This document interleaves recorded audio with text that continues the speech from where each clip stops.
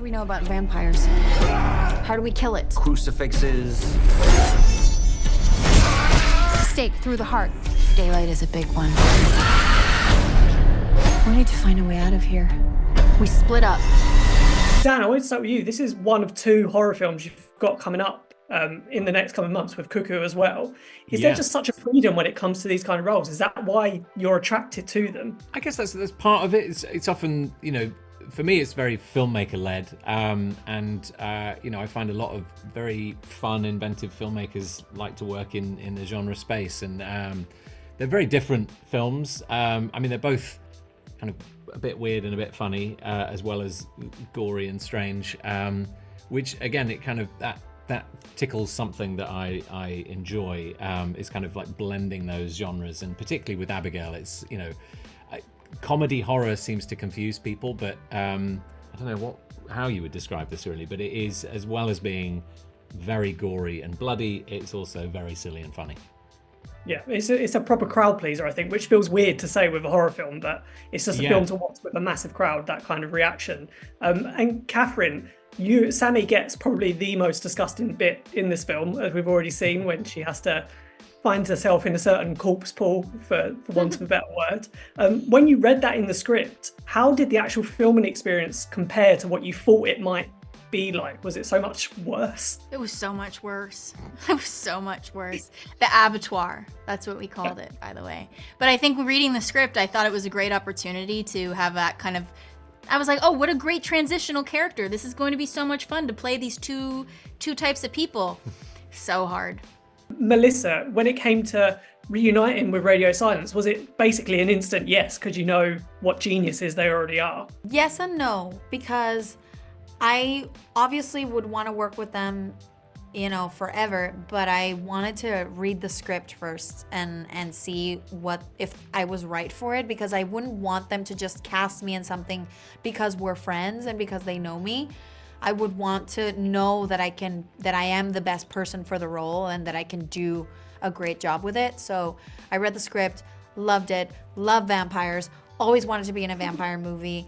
And I knew that Matt and Tyler were gonna do something really special and unique with it. And so yeah, it was a no-brainer for me.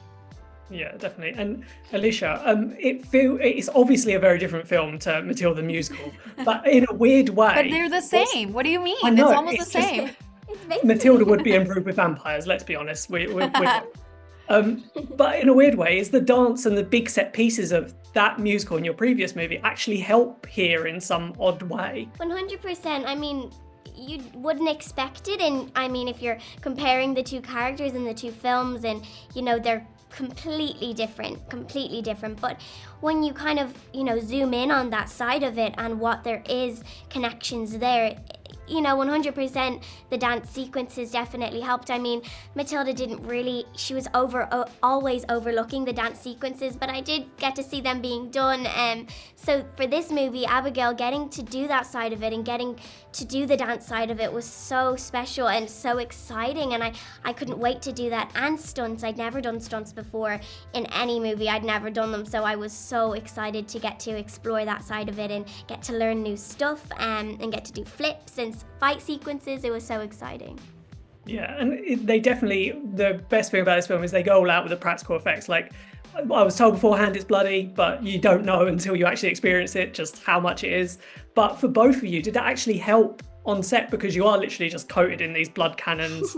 As you say, Alisha, you were flying at people. Melissa, you were being flying back, all that kind of stuff. Does that help with that kind of stuff? It definitely helps. Not just the blood, yes, being covered in blood is amazing, but also the fact that everything was real on the set. We didn't green screen anything. Everything was practical. Even the bodies in the pool, even when Abigail's arm gets blown off, they made an arm for her that grew in there, so we could see that happening. It helps as an actor to actually be on the set with the props and with everything that you're reacting to, as opposed to having to imagine it. It felt like old school, old Hollywood, everything is practical and real and built, and you can play with it and you can touch it, and that obviously I think helps performance. And I feel you've both had experience working with in like places like the Volume with like CGI reacting to stuff that's not there. It must be fun in this one where it's like it is practical effects. You're getting shot with blood cannons. You're being covered in blood. Like, does that just help? Is that more fun as an experience, despite being just talking about that? Yeah, it was very visceral. I don't know if it's more fun, right? Because I always have fun, no matter what. But this is a different kind of movie. I mean, if I needed to reach for a body, it was right there. So it was easy in that way. Dan, you get really physical set pieces with Alisha, who is so good in this role. Like, did you almost forget you were playing against this tiny kid who is actually genuinely terrifying as both the vampire and herself? Yeah, I mean, Alisha is so sweet as a person and so committed to her role when she's in the scene. It is kind of terrifying that somebody that talented can exist. But also, yeah, I mean, those scenes were so fun and the choreography was so fun and she was so on point every time. And you know, there's a very, very elaborate fight sequence. Well, there's a few. But there's sort of the culmination. We took a couple of weeks to shoot that, and it was, you know, a pretty exhausting ordeal. But she was so on it and just brought such kind of energy to it. It was, I would say, almost a pleasure. I was covered in blood, so it was never that pleasurable. But yeah. Alisha, obviously there are plenty of vampires on screen to draw from, and in the nicest way, you are terrifying in this. I would not want to be anywhere near that mansion. But for you, was there a weird inspiration from that, or were you just taking it from vampire things? Was there something perhaps unexpected that people might not realise that helped you prep for this kind of role?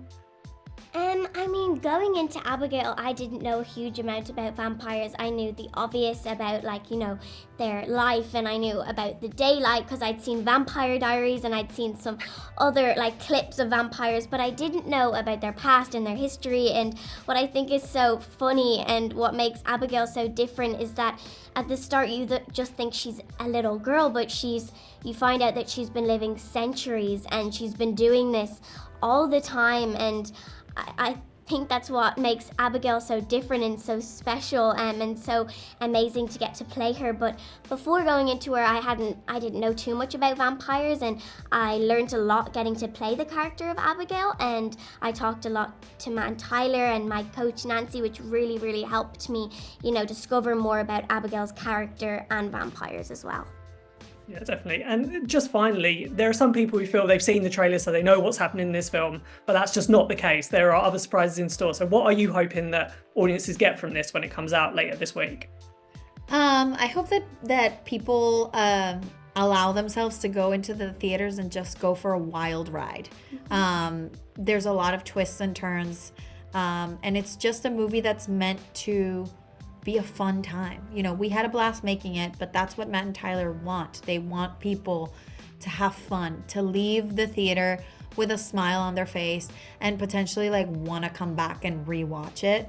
I think it's a very rewatchable movie, and it's a movie that's best seen with an audience because the audience is so vocal. Like the screenings that we've been to, people are like so into it, and like being with an audience where people are laughing and giggling and gasping and jumping, like that's contagious, and it makes for, I think, a better experience watching a film like this one. But I just hope that it, to me, it's a very nostalgic movie. To me, it reminds me of the kinds of movies that I used to watch growing up. Those like mysterious kind of, small crew trapped in a place, having to survive. Small cast that you really get to know each of them, and it's kind of a throwback. And so I hope that audience finds it, but also like a younger audience that's really into horror. I also feel like I think it's a great gateway into horror because it's not as scary as some other horror movies. I think there's jump scares, but it's also very funny. So I've had a few people already tell me, like, I don't like horror movies, but I loved this one. And so I hope that we kind of indoctrinate more people into the horror genre and make them horror fans with Abigail.